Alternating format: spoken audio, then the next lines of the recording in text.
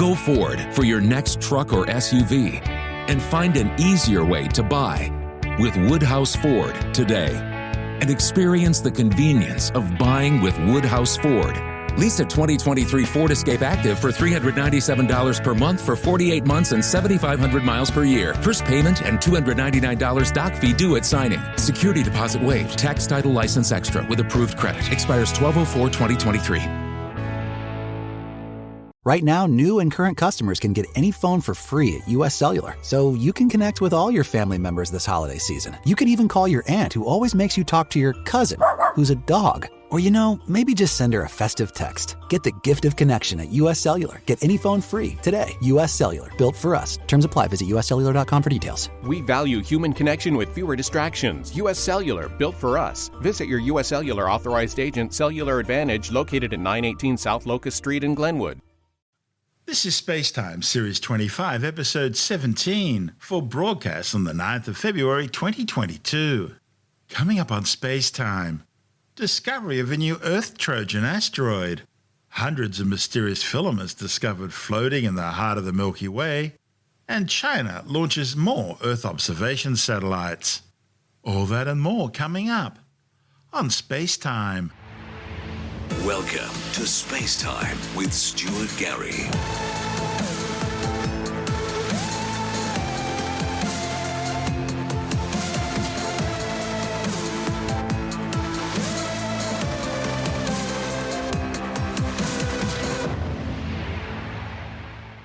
Astronomers have discovered a new Earth Trojan asteroid. The finding, reported in the journal Nature Communications, indicates the asteroid, catalogued as 2020 XL5, is about 1.2 kilometers wide and was detected in the Lagrangian L4 position, a gravitational well located 60 degrees ahead of Earth's orbit around the Sun. Calculations suggest that this new Trojan will remain in that position for at least the next 4,000 years. It's only the second Earth Trojan asteroid to be discovered.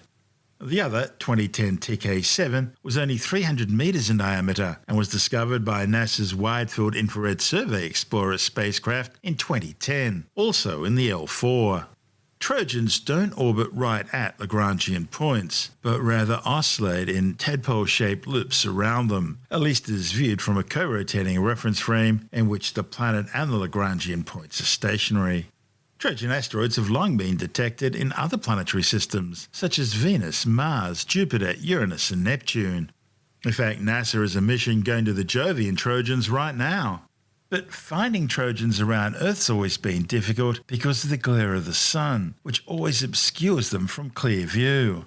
Astronomers have developed numerous observational strategies to try and detect new Earth Trojans, including in situ surveys, such as a search within the L4 region carried out by NASA's OSIRIS-REx spacecraft, and a search within the L5 region conducted by the Japanese Hayabusa 2 mission.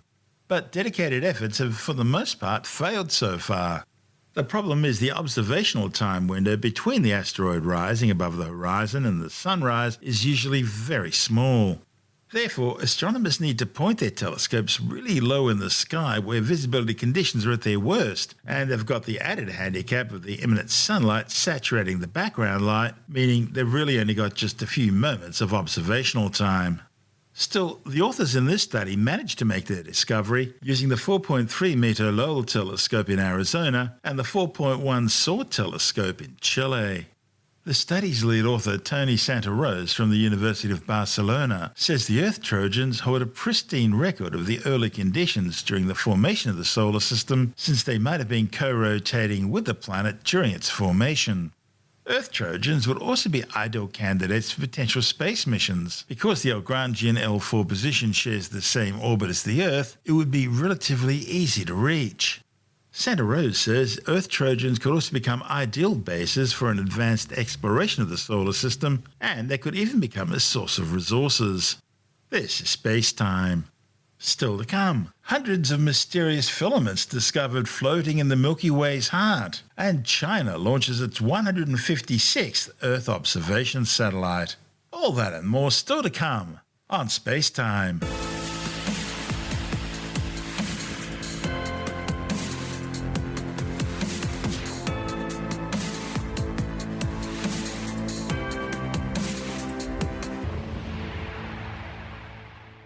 Astronomers looking at the turbulent centre of our Milky Way galaxy have observed nearly 1,000 mysterious strands or filaments which seem to be simply dangling there in space. The unprecedented new observations reported in the Astrophysical Journal letters were captured by South Africa's MeerKAT radio telescope array. Stretching up to 150 light years long, these single-dimensional strands are found in pairs and clusters, often stacked equally spaced side by side, like strings on a harp. The mystifying filaments are composed of cosmic ray electrons gyrating in a magnetic field at close to the speed of light. The strands were first observed way back in the 1980s, but the mystery of their origin has never been resolved. Now the new MeerKAT observations are showing there are at least 10 times more filaments there than previously discovered. And this has allowed scientists to undertake the first broad-based statistical studies of the filament population, finding information which could potentially ultimately help to unravel their mystery. The new data has required 3 years of research, painstakingly piecing together a detailed mosaic of 20 separate observations taken over 200 hours, looking at different sections of the sky towards the centre of the Milky Way galaxy, some 27,000 light-years from Earth. Along with the filaments, the observations also captured radio emissions from numerous phenomena, including outbursting stars, stellar nurseries, and new supernova remnants. To view the filaments in finer details, scientists used a technique to remove background from the main image in order to isolate the filaments from the surrounding structures. Astronomers focused on the filaments' magnetic fields and the role that cosmic rays play in illuminating these fields. The variation in radiation emitting from the filaments is different from what would be emitted from, say, a supernova remnant, and that suggests the phenomena must have a different origin. While scientists already knew that the filaments were magnetized, the new data has shown that the magnetic fields are actually amplified along the filaments, a primary characteristic which all these filaments share. Among the remaining mysteries astronomers are yet to resolve is how structured these filaments appear. The filaments within the clusters are separated from one another at perfectly equal distances, about the same distance as from the Earth to the Sun. In fact, they resemble the regular spacing seen in solar loops. And scientists still don't know why they come in clusters, or understand how they separate and why they retain regular separation spacings. Other mysteries include questions over whether the filaments move or change over time, and what's causing the electrons in them to accelerate so close to the speed of light. Astronomers are now working to identify and catalogue each filament, including its angle, curve, magnetic field, spectrum and intensity. Understanding these properties will give scientists more clues into the filament's elusive nature. This is SpaceTime. Still to come. China launches its 156th Earth observation satellite, and NASA's Greenland glacier study. All that and more still to come on SpaceTime.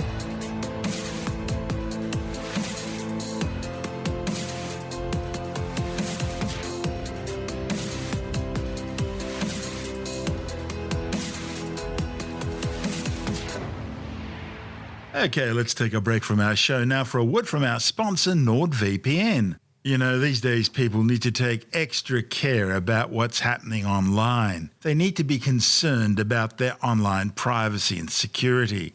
And that is where NordVPN comes in. It helps to protect you and your family from online threats, keeping your identity and data safe and secure. NordVPN encrypts all your traffic so no one can see what you're doing online. Creepy prying eyes don't get a look in. And they have a strict no-logs policy, so you can be sure that your data cannot be shared or accessed by others. With NordVPN, you can connect to any of their 5,200 plus servers in 60 countries, so you can access more content from around the world.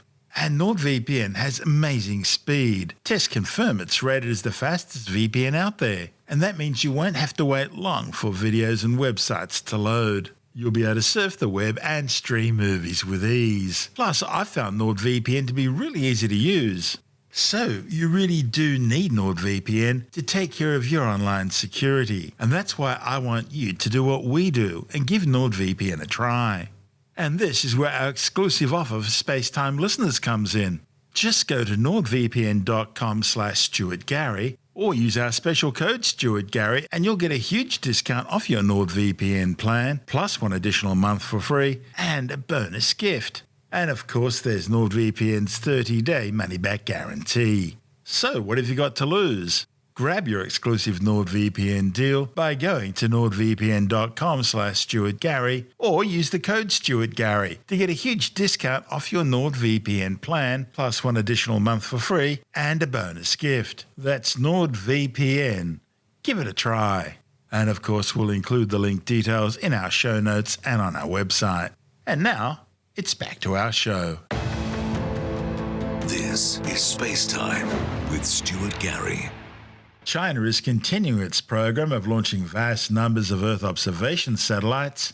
The latest is the LSAR-01A, which was launched aboard a Long March 4C rocket from the Zhuquan Satellite Launch Center in northwestern China.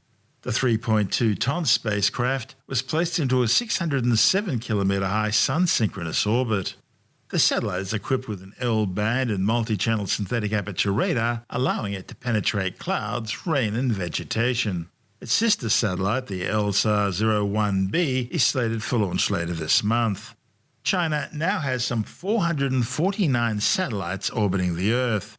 And since 2016, Beijing has launched more than 156 Earth observation, surveillance or reconnaissance satellites designed to provide near-continuous high-resolution and electronic monitoring of areas of interest to China. This is SpaceTime. Still to come, NASA's revolutionary new Greenland glacier study. And later in the science report, it appears there's no escape for the world's coral reefs as global warming continues to worsen. All that and more still to come on SpaceTime.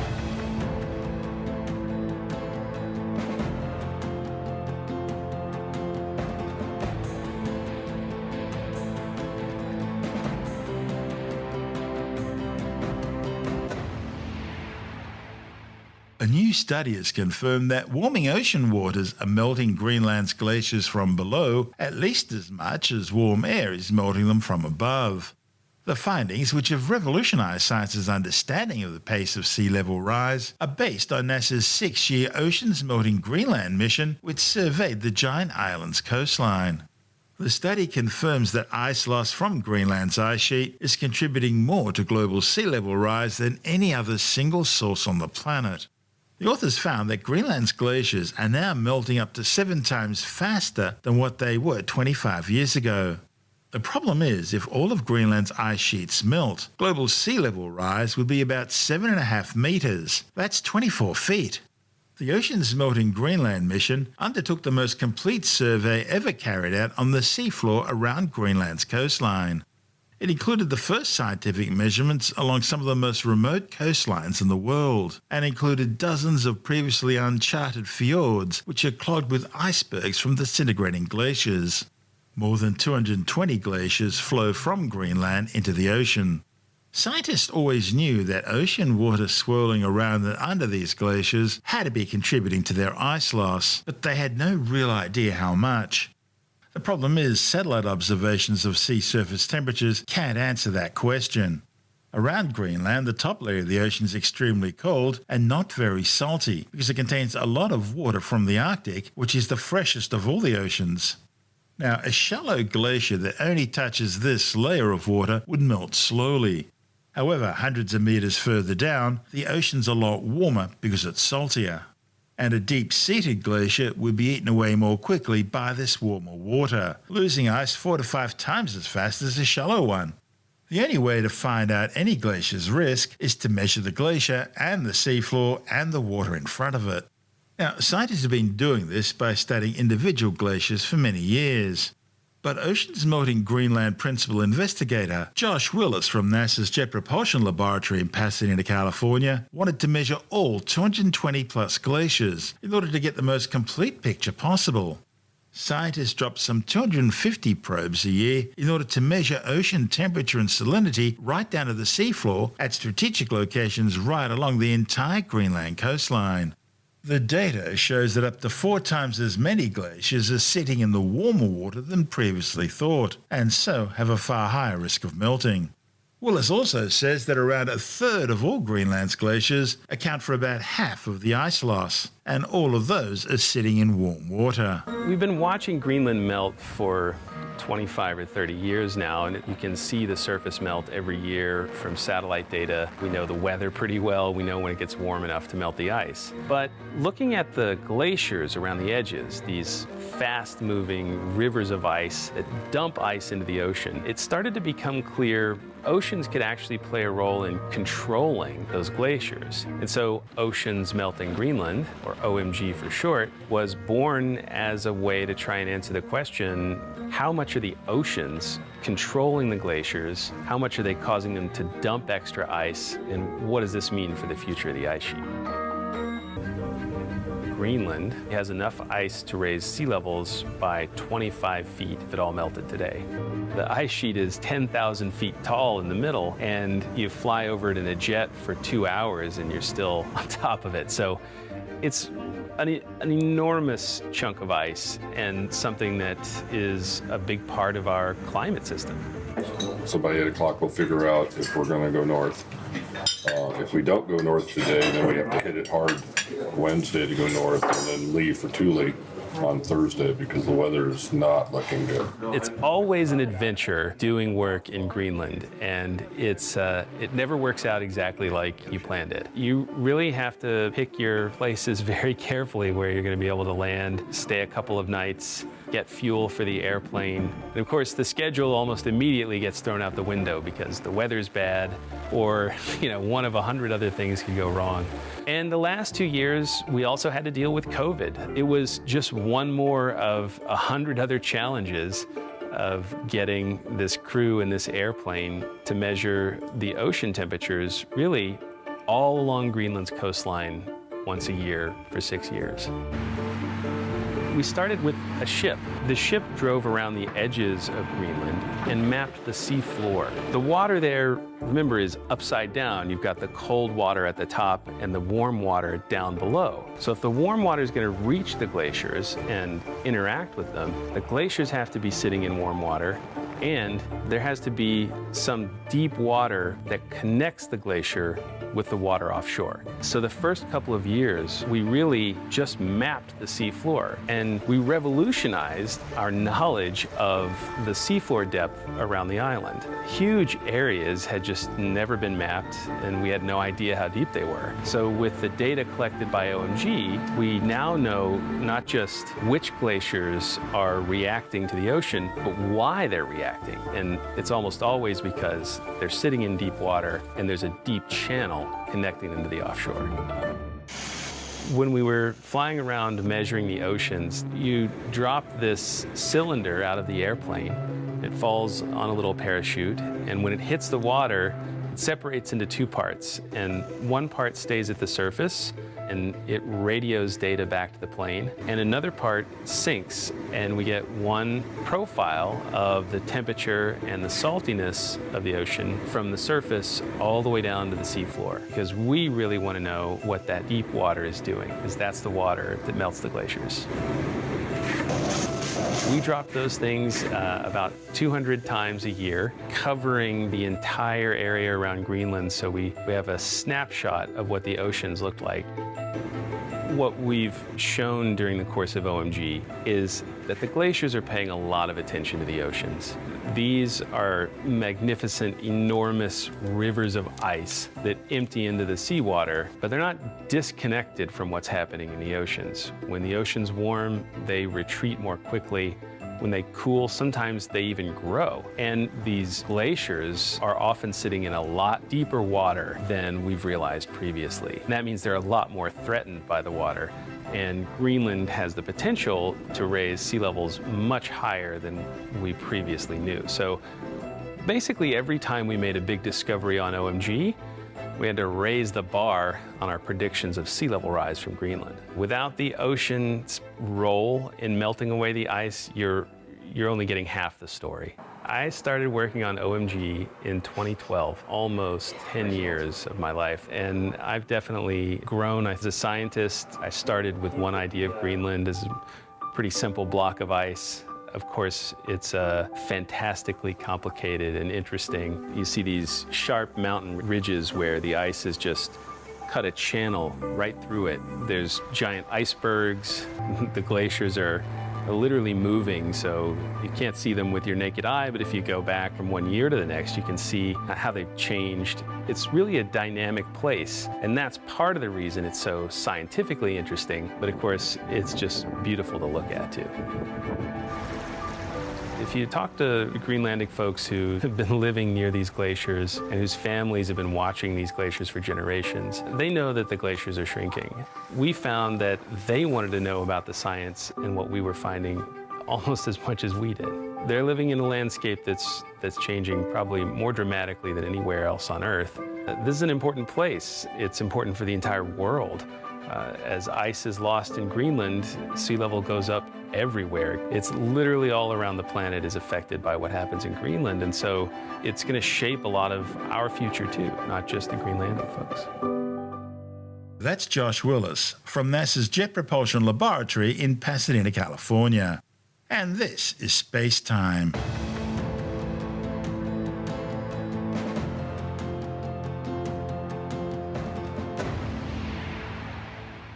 And time now to take another brief look at some of the other stories making news in science this week with a science report. A new study warns that if and when global warming reaches an increase of 1.5 degrees Celsius, almost all the world's coral reefs will feel the effect of the hotter ocean temperatures. Currently, about 84% of the world's coral reefs are in locations where local ocean dynamics, things like upwelling and strong currents, are sheltering them from the dangers that warmer ocean temperatures pose. The new study, reported in the journal PLOS Climate, used the most up-to-date climate projections and satellite data to monitor the impact 1.5-degree warming would have on these safe havens. Scientists found that should the world reach that threshold of 1.5 degrees Celsius, almost all current coral reefs would be impacted, with just 0.2% still protected in these refuges. A new study has found that males are twice as likely as females to fall victim to online extortionists, threatening to publish explicit photos, videos, and information about them, with young people, Black and Native American women, and LGBTIQ individuals also at high risk. The findings, reported in the journal Victims and Offenders, is based on a survey of over 2,000 people across the United States. The study found the perpetrator can be a current or former partner, a complete stranger who's hacked into a person's photos or webcam, or an online dating scammer. Researchers asked 2,006 people if they've ever been a victim of sextortion, which is defined as the act of threatening to expose a nude or sexually explicit image in order to get a person to do something, such as send more nude or sexually explicit images, pay money, or perform sexual acts. Researchers found that 4.5% of men and 2.3% of women said they'd experienced sextortion since the start of the pandemic. Black and Native American women were around 7 times more likely to be victims of sextortion than white women, and rates in the LGBTIQ community were also some 3 times higher than that in the heterosexual community. Age was also a factor, with the highest being among the 18 to 29-year-olds, which might be due to greater sexual experimentation and more use of technology in this age group. A new study warns that young people with eating disorders may also have an underlying and undiagnosed autism spectrum disorder. A report in the journal Advances in Neurodevelopmental Disorders by scientists at Flinders University examined more than 100 autistic and neurotypical young people, finding those on the spectrum were more likely to experience autism-focused eating behavior disorders alongside rather than instead of typical eating disorder behaviors. The authors say health practitioners need to be mindful that these conditions can co-occur, and they need to consider both diagnoses prior to commencing treatment. The findings come as a second autism study has discovered that young kids who experience too much screen time as toddlers were 0.4 times more likely to be diagnosed with autism. The study, involving 84,000 kids in Japan over 3 years, found that boys were 3 times more likely than girls to be diagnosed with autism. Now, researchers stressed the additional screen time didn't cause the autism, but more likely kids with autism tended to want more screen time. Apple are about to introduce a new update for the iOS operating system. With the details, we're joined by technology editor Alex Zaharov-Reutt from ITWire.com. iOS 15.4 will have a big feature, a long requested feature, which is the ability to unlock using Face ID whilst you're wearing a mask. That's very what timely. it's doing, yeah. Well, in some instances, it's probably a couple of years too late, but we never knew how long this pandemic was going to last. And Apple did launch with iOS 14.5 the ability to unlock your iPhone if you're wearing an Apple Watch. But not everybody has an Apple Watch with their iPhone. And because mask mandates seem to come and go, having to wear a mask does cause problems for Face ID. But what Apple is doing is they're using features around the eyes, and they're using the eyes to identify you. Obviously, it's not going to be as secure as not wearing a mask, and there's also an option to be able to add glasses. I mean, already the Apple Face ID can detect whether you've got glasses or sunglasses on or not, and you can even add a second Face ID face of yours. I mean, you might be having a beard, or you might be having different hairstyles or different sorts of glasses, so you can already program a second face into the Face ID if you look sort of quite different, or if you wanted, I guess, even somebody else to be able to open your iPhone like a partner. But the ability to have the masking with Face ID is going to be a big thing when it comes out in iOS 15.4, which will probably be in a couple of months. It's already in beta. Normally these things go for a month or two before they're launched. So that will be a very exciting feature when it comes out. How sophisticated are facial recognition programs nowadays?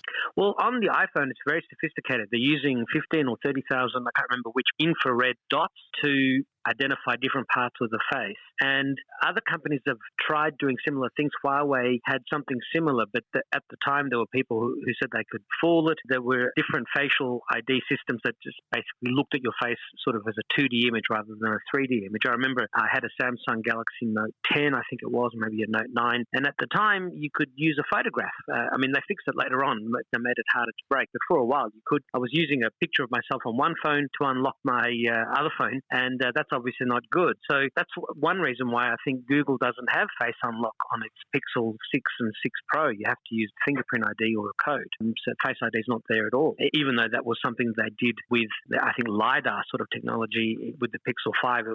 They launched it. And again, at the time, there was the issue where you could have your eyes closed and your face could unlock the Pixel phone of that era, which was bad because your kids, for example, could grab the phone and unlock it whilst you were asleep, something that kids were doing with fingerprints. There were famous instances where kids were unlocking phones and... there was a famous instance where a lady was on a plane and her husband was asleep and she unlocked his phone using a thumbprint and saw these messages from a mistress of some sort and got very upset and was causing a scene on the plane. And with Face ID, you can actually have it so that you must be paying attention. Your eyes must be looking at the sensor. That way it makes sure that you really are unlocking the phone on purpose. Although I guess if you're kidnapped and they're holding the phone to your face and forcing you to unlock it that way, the Face ID is not going to be that much of a protection, but that would be the case. I mean, I remember when in James Bond movies when they needed fingerprints or thumbprints and they were just cutting people's hands off or fingers off and putting them onto the unlock device. So look, I mean, I do remember there was a warning with Face ID that if you had a twin or you had another family member who looked very, very similar to you, there was the possibility of them unlocking it. So it's not entirely foolproof, but it's still safer than fingerprints, and it's very convenient. That's Alex Zaharov-Reutt from ITWire.com.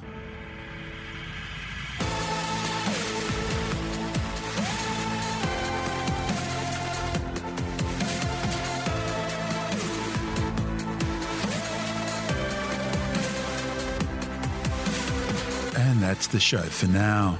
SpaceTime is available every Monday, Wednesday and Friday through Apple Podcasts, iTunes, Stitcher, Google Podcast, Pocket Casts, Spotify, Acast, Amazon Music, Bytes.com, SoundCloud, YouTube, your favorite podcast download provider, and from spacetimewithstuartgary.com. SpaceTime's also broadcast through the National Science Foundation on Science Zone Radio and on both iHeartRadio and TuneIn Radio. And you can help to support our show by visiting the SpaceTime store for a range of promotional merchandising goodies. Or by becoming a SpaceTime patron, which gives you access to triple-episode commercial-free versions of the show, as well as lots of bonus audio content which doesn't go to air, access to our exclusive Facebook group, and other rewards. Just go to spacetimewithstuartgary.com for full details.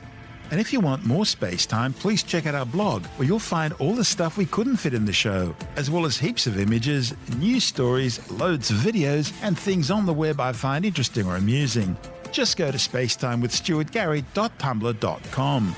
That's all one word, and that's Tumblr without the E.